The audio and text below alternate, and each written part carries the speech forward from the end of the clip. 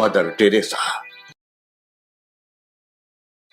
Mother Teresa का जन्म 26 अगस्त 1910 को स्कॉप्जे मैसेडोनिया में हुआ।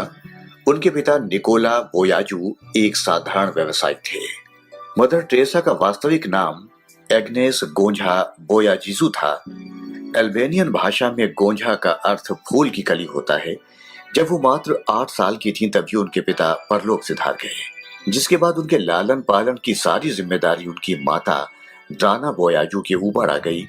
वो 5 भाई बहनों में सबसे छोटी थी। पढ़ाई के साथ साथ गाना उन्हें बेहद पसंद था। वो और उनकी बहन पास के गिरजाघर में मुख्य गायिका थीं। ऐसा माना जाता है कि जब वो मात्र 12 साल की थीं, तभी उन्हें ये अनुभव हो गया था कि वो अपना सारा जीवन मानव सेवा में लगाएंगी और 18 साल की उम्र में उन्होंने सिस्टर्स ऑफ लोरेटो में शामिल होने का फैसला ले लिया। 1970 तक वे गरीबों और असहायों के लिए अपने मानवीय कार्यों के लिए प्रसिद्ध हो गईं।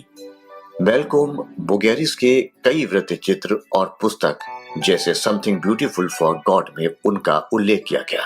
उन्हें 1971 में नोबेल शांति पुरस्कार और 1980 में भारत का सर्वोच्च नागरिक सम्मान भारत रत्न प्रदान किया गया। मदर टेरेसा के जीवन काल में मिशनरीज ऑफ चैरिटी का कार्य लगातार विस्तृत होता रहा और उनकी मृत्यु के समय तक ये 123 देशों में 610 मिशन नियंत्रित कर रही थी।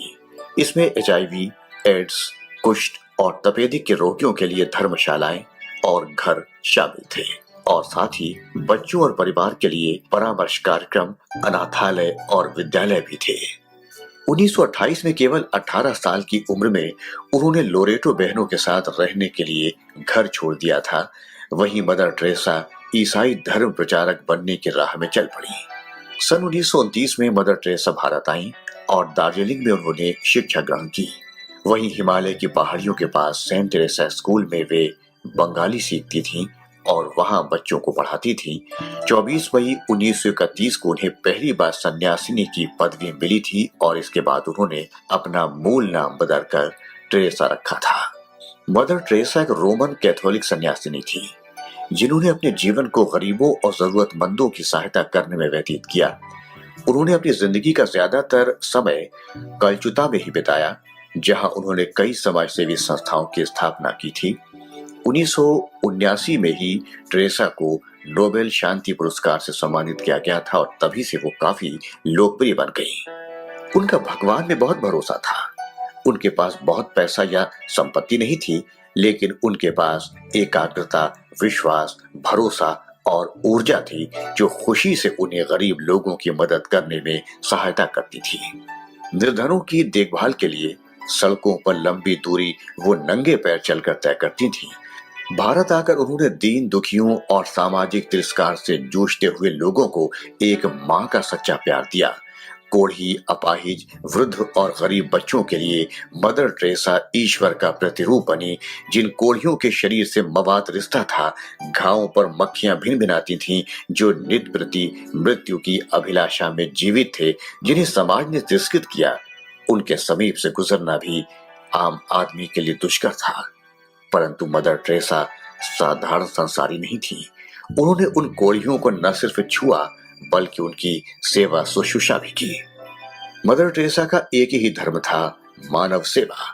सर्वधर्म संभाव की भावना को वे दीन हित में समाहित रखती थीं। उनके सेवा उद्देश्य वाले जीवन में सैकड़ों बाधाएं उत्पन्न हुई, परंतु उन्होंने डटकर इन बाधाओं का मुकाबला किया। मदर टेरेसा दलितों एवं पीड़ितों की सेवा में किसी प्रकार की पक्षपाती नहीं है। उन्होंने सद्भाव बढ़ाने के लिए संसार का दौरा किया। उनकी मान्यता है कि प्यार की भूख रोटी की भूख से कहीं बड़ी है। उनके मिशन से प्रेरणा लेकर संसार के विभिन्न भागों से स्वयं सेवक भारत आए, तन मन धन से गरीबों की सेवा में लग गए। मदर टेरेसा को उनकी सेवाओं के लिए विविध पुरस्कारों एवं सम्मानों से विभूषित किया गया। 1931 में उन्हें पोप जॉन 23वें का शांति पुरस्कार और टेम्पल्टन फाउंडेशन पुरस्कार प्रदान किया गया। विश्व भारती विद्यालय ने उन्हें देशिकोत्तम पदवी दी, जो कि उनकी ओर से दी जाने वाली सर्वोत्तम पदवी है। ऐसे ही और वीडियोस प्राप्त करने के लिए हमारे चैनल भारत माता को सब्सक्राइब करें।